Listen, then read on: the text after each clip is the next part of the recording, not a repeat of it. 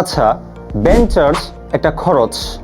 তোমরা কি জানো ব্যাংক চার্জকে কখন সম্পদ হিসেবে দেখাতে হয়? মজুরি মজুরি একটা খরচ, আমরা সবাই জানি।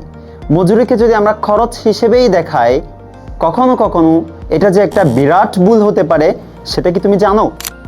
দেনাদার দেনাদারের যে টাকাটা আমরা পাবো না বলে ধরে নিয়েছি, যদি সে টাকা আবার আমরা পাই তাহলে কি করব?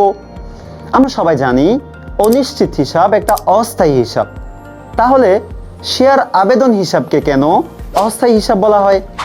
এই সকল কনফিউশন আমি যখন এইচএসসিতে ছিলাম আমার মাঝেও ছিল, কিন্তু আমি চাই না তোমাদের মাঝে সেই কনফিউশনগুলো থাকুক।